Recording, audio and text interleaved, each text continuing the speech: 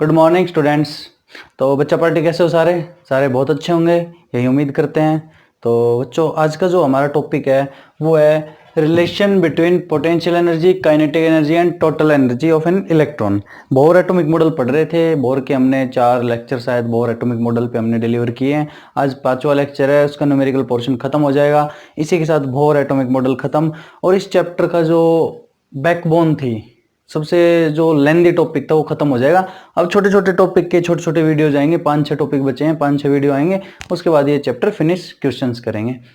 तो बच्चों, स्वागत आप सभी का हमारे चैनल में इंसेप्शन एक आरंभ में। और मेरा नाम है मनीष कुमार। मैं पढ़ा रहा हूँ आपको, क्या पढ़ा रहा हूँ? केमिस्ट्री। आप सभी को पता है, शायद आप पढ़ रहे होंगे तो सब्जेक्ट्स का आपको ज्ञान होगा।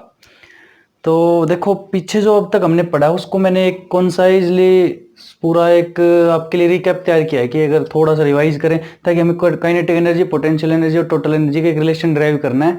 बहुत सिंपल सा है, कुछ नहीं करना, यहीं से निकल आएगा। लेकिन ये सब आप ऐसे ही नोटबुक में सारे एक पेज पे जितने भी आपके पास रिलेशन आए हैं, जितने भी फॉर्मूलाज आए हैं, सबको ऐसे लिख लो लाइन बना के। और जैसे ही पढ़ना शुरू करो उससे पहले वो दोनों तीनों पेज सारे एक बार रिवाइज कर लो, फिर ये लेक्चर देखो। उससे क्या होगा, आप 5-7-10 दिन तक, जब तक ये हमारे लेक्चर की सीरीज चलेगी इस यूनिट की, तब तक आप सारे ये याद हो जाएंगे, आप रट लोगे इनको, कोई दिक्कत नहीं आएगी फिर।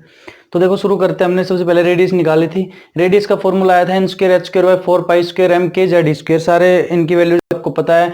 ये n h है, कौन सा है? h Planck's constant, pi constant, mass k 1/4 pi epsilon not, Z E nuclear charge, सब पता है। इनकी जब हमने वैल्यू पुट कर दी थी कांस्टेंट की, तो एक हमारा शॉर्ट फॉर्मूला आ गया था, जिसमें हमें क्या चाहिए, केवल एटम का नाम हो, जैसे हाइड्रोजन, हीलियम, और कौन से ऑर्बिट की बात हो रही है, n=1 या k शेल l शेल किसकी है, तो बस वो पता होना चाहिए। रेडियस निकाल लेंगे हम, स्ट्रॉन्ग वैल्यू आएगी, हो जाएगा रेडियस का क्लियर। उसके बाद हमने कैलकुलेट की वेलोसिटी ऑफ इलेक्ट्रॉन, कि किसी ऑर्बिट में किस वेलोसिटी से इलेक्ट्रॉन रिवॉल्व कर रहा है। तो वेलोसिटी के लिए जो हमने फॉर्मूला ड्राइव किया था वो था 2 pi Z square by NH।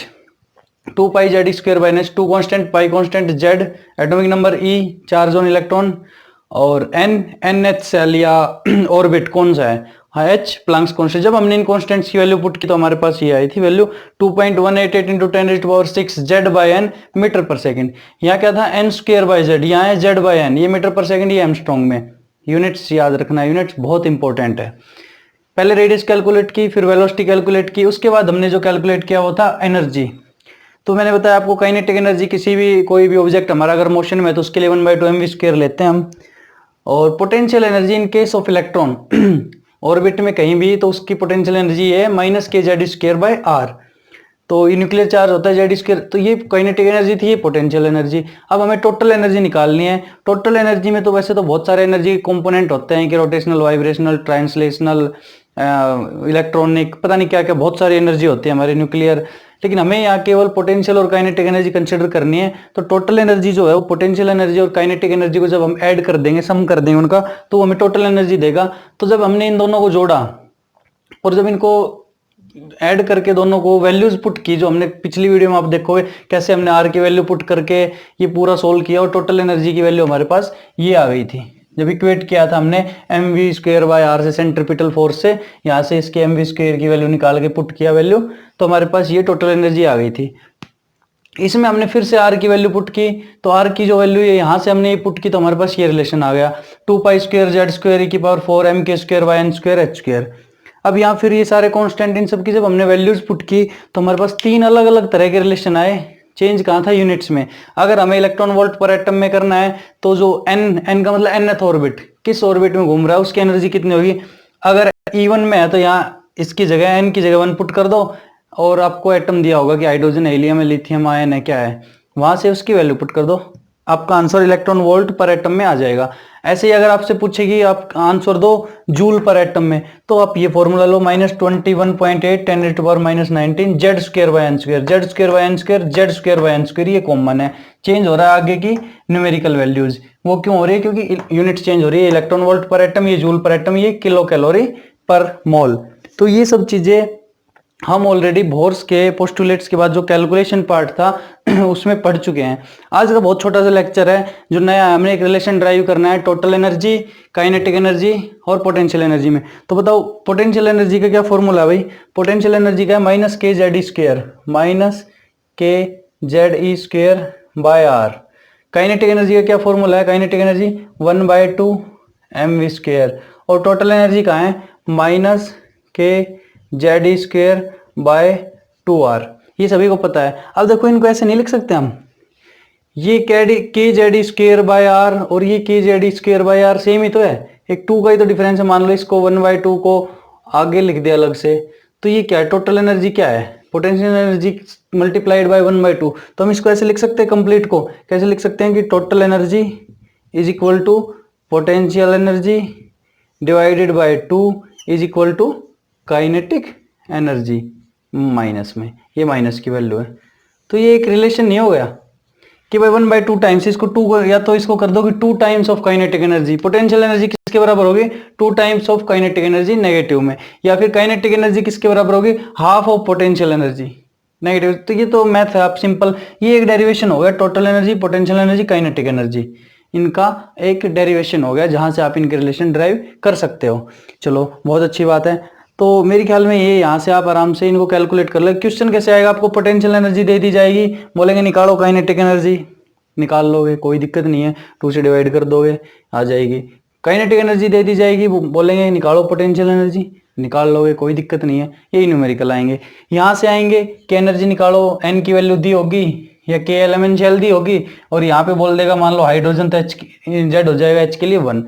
वैसे भी बोर एटम है वो ज़्यादा से ज़्यादा एच हाइड्रोजन लाइक एटम्स पे ही लागू होता है, Li2 पॉजिटिव या फिर He2 पॉजिटिव और Li3 पॉजिटिव, इन तीनों के लिए ही काम करेगा, इसके बाद नहीं करेगा ये काम। तो चलो ये सारे आपके फॉर्मूलाज और ये सब एक पेज पे लिख लो और इनको बार बार रिवाइज करो। जैसे ये चैप्टर पूरा होगा ये आपके सब टिप्स पे होंगे और आपको इस चैप्टर में फिर कोई दिक्कत नहीं होगी। चलो एक छोटा सा और अगला जो हमारा टॉपिक है वो और करते हैं, उसके बाद इस लेक्चर को खत्म करते हैं। ये रिलेशन का मेरे ख्याल में आप सब कर लोगे बहुत अच्छे से। तो जो अगला हमारा टॉपिक अभी वो है calculation of number of revolution of the electron in orbit पर सेकेंड। लिखो कैलकुलेशन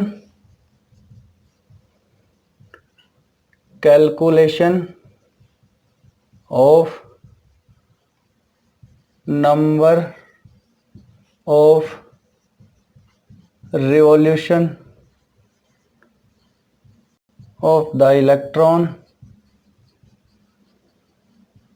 इन एन ऑर्बिट पर सेकेंड। भाई ये दिखने में बहुत लंबी चौड़ी हेडिंग लग रही है क्या? देखो आप सुनोगे तो आपको 1 मिनट में समझ में आ जाएगा क्या कहानी है।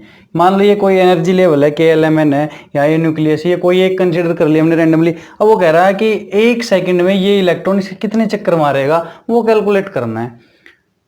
तो भाई नंबर ऑफ चक्कर अगर निकालने हो तो ये बताओ, मान लो जैसे हम मैथ्स के क्वेश्चन करते हैं कि भाई एक ही हमारा गोल है फुटबॉल का ग्राउंड, इसमें एक लड़का दौड़ता है, एक जो एथलीट है, और वो कितने टाइम में चक्कर मारेगा, इसके अगर हमें वो दे दे कि इसका जो सरकमफ्रेंस है फुटबॉल ग्राउंड का ये इतना है और ये 1 मिनट में कितने चक्कर लगाएगा, निकाल सकते हो आराम से। मेरे ख्याल में फॉर्मूला क्या क्या यूज करोगे? डिस्टेंस का, नंबर ऑफ रिवॉल्यूशन पर सेकंड।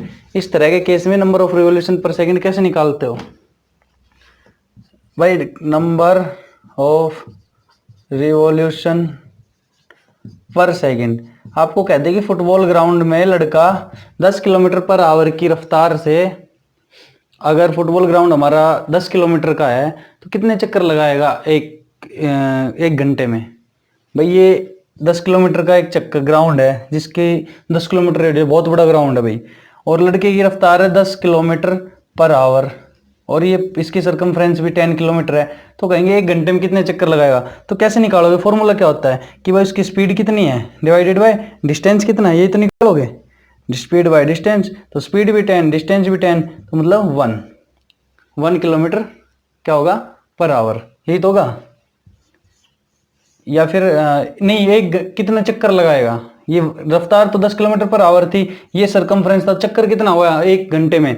1 चक्कर हुआ भाई। 10 ही किलोमीटर भागना है, उसकी 10 किलोमीटर रेस है, तो कितना हो जाएगा? 1 चक्कर होगा भाई उसने 10 घंटे में। चलो तो कैसे लिखोगे? Velocity of electron divided by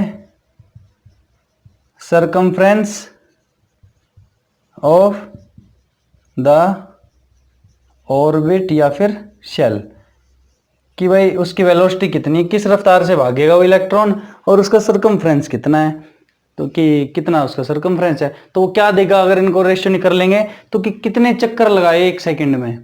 एक सेकंड के केस में हमने निकाला है कि वेलोसिटी ऑफ इलेक्ट्रॉन और सरकमफ्रेंस ऑफ द ऑर्बिट, तो ये फॉर्मूला लगा के हम आराम से निकाल सकते हैं, कैलकुलेट कर सकते हैं। अब देखो इस फॉर्मूला के लिए जो पहली चीज हमारे पास आई है वो क्या, वेलोसिटी ऑफ द इलेक्ट्रॉन। तो वेलोसिटी की जो वैल्यू है इलेक्ट्रॉन की वो क्या है, हमें पता है वेलोसिटी ऑफ इलेक्ट्रॉन क्या है, बताओ भाई। वेलोसिटी ऑफ इलेक्ट्रॉन क्या निकाल रखी है हमने, v, देखो 2πz² बाय NH, यही तो है। चलो एक बार लिखो वेलोसिटी ऑफ इलेक्ट्रॉन, तो क्या था, वेलोसिटी निकली है ना। देखो यहां से अब एक याद करो आप, mvr is equal to NH by 2π, postulate में पढ़ा था एंगुलर मोमेंटम के में। यहां से वेलोसिटी निकालो, क्या आई, NH बाय 2π mr, ये आ गई हमारी वेलोसिटी। और सरकमफ्रेंस क्या होता है, सरकमफ्रेंस बताओ क्या होता है, एक सर्कल का, एटम सर्कुलर शेप है ना, सरकमफ्रेंस होता है 2πr। तो लिखो फॉर्मूले में, फॉर्मूले में कैसे लिखोगे, फॉर्मूले में कैसे लिखोगे कि number of revolution per second, इसको लिख लो number of revolution per second,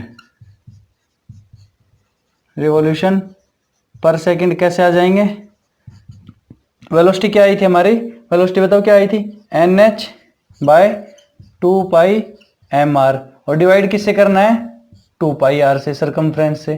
कर दो सोल्व, इसको सोल्व करोगे तो क्या आ जाएगा, NH बाय 4π² mr², ये क्या आ गया, NH बाय 4π² mr² हमारी क्या आ गई, number of revolution per second. अब इसमें number of revolution per second है, इसमें कांस्टेंट्स की वैल्यू रख दो और आर की वैल्यू रख दो। आर की जो वैल्यू है वो जब रखोगे ये वाली, इसको आपका ये होमवर्क है, इसमें r² की वैल्यू रखोगे, यहाँ पे r की वैल्यू है, इसका स्क्वायर करके रखोगे, और फिर आपका जो भी रिजल्ट आएगा उसको मैं आपको रिजल्ट लिख देता हूँ, आप सोल्व करके देखोगे क्या रिजल्ट आएगा, 4π² mz² e⁴ k² bye n³ h³, ये आएगा आपका number of revolution per second. कब, जब इस फॉर्मूला में आप r की वैल्यू रख दोगे वहां से, तो जो ये आ जाएगा। तो time taken for one revolution कैसे निकालोगे, टाइम पीरियड, भाई टाइम पीरियड के लिए क्या करोगे, यही तो आ गया 4π² mr² by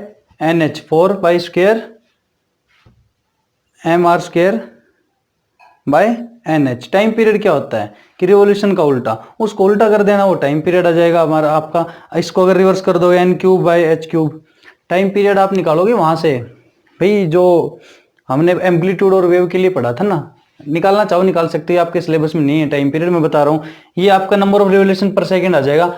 number of revolution per second कोई फ्रीक्वेंसी बोल देते हैं, और टाइम पीरियड उसका उल्टा होता है। तो जैसे ये आ जाएगा टाइम पीरियड पूछे तो इसका रिवर्स कर देना, इसके पूरे को जो हमारा आंसर आएगा उसको रिवर्स कर देना, वो हमारा टाइम पीरियड आ जाएगा। इस तरह से आपके जो न्यूमेरिकल पार्ट था बोर्स एटॉमिक मॉडल के जितने भी रिलेशन थे ये सारे हैं, साथ में ये ऐड कर लेना। और एक हमारा टोटल एनर्जी और काइनेटिक एनर्जी का जो रिलेशन था, ये बोर से रिलेटेड जितने भी हमारे डेरिवेशंस थे, जितने भी फॉर्मूला थे, जितने भी रिलेशन थे, वो सब हमारे कंप्लीट हो गए हैं। अब थ्योरेटिकल जो हमारा पोर्शन है, प्लांक्स क्वांटम थ्योरी पढ़ेंगे, फोटो इलेक्ट्रिक इफेक्ट पढ़ेंगे, ब्लैक बॉडी रेडिएशन पढ़ेंगे, और 2-4 फिनोमिना और जो है, और quantum mechanics, dual nature of light, ये सब पढ़ने। बहुत इंटरेस्टिंग पार्ट आने वाला है। ये बोरिंग पार्ट खत्म हो गया, लेकिन ये बोरिंग पार्ट जरूर है। कब तक, जब तक आपको समझ में नहीं आएगा। जैसे आपको समझ में आएगा, ये याद हो जाएगा, ये चीजें आपको बहुत अच्छी लगने लग जाएगी। जैसे हम क्वांटम की तरफ जाएंगे, आपको मैं बहुत अच्छे से अभी और समझाऊंगा इलेक्ट्रॉन के बारे में। आप एक बार रिदम में आओ, एक बार लाइन पे आओ, पढ़ना शुरू करो इंटरेस्ट लेके, फिर देखो आपको और इंटरेस्ट दिलाएंगे। जब तक आप नहीं पढ़ोगे हम कुछ नहीं कर सकते। चलो बच्चों, उम्मीद करता हूँ लेक्चर आपको समझ में आया होगा। अगर समझ में आया होगा तो इसको लाइक शेयर कर सकते हैं, चैनल को सब्सक्राइब कर सकते हैं, अपने यार दोस्तों से कह के सब्सक्राइब करवा सकते हैं। तो मिलते हैं अगली वीडियो में, तब तक के लिए सभी को धन्यवाद।